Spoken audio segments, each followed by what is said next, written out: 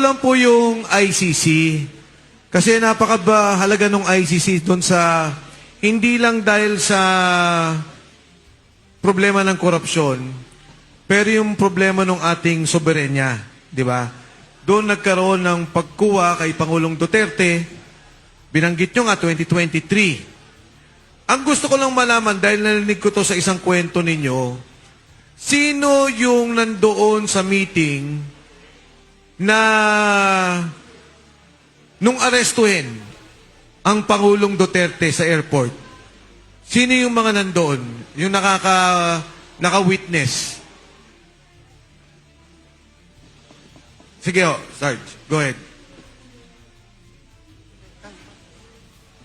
Kami po yung naka-security kay Kong Saldi that time, sir. Yung gabi, bago huliin si PRRD po.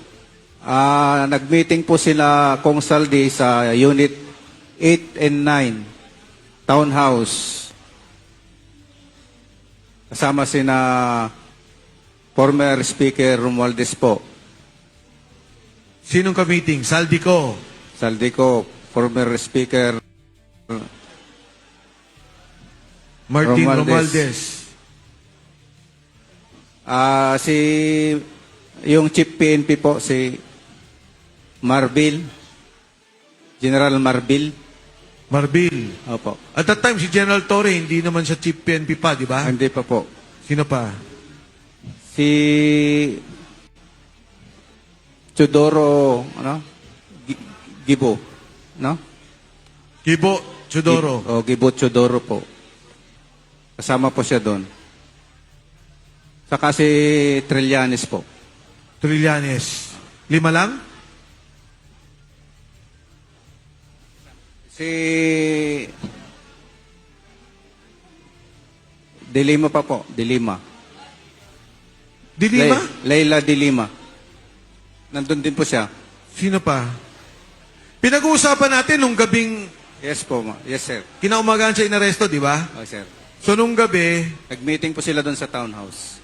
nag-meeting sa townhouse, Trillanes, Gibo, Laila, Speaker Romualdez, Saldico, Marbil, sino pa? Hindi, wala ata si General Torre that time. Yun lang po yung nakita ko, sir. General Anyo, wala. Hindi ko pa nakita. Kasama din doon.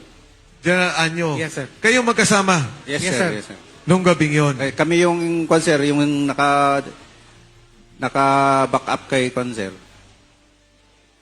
Kami Okay. yung naka-duty.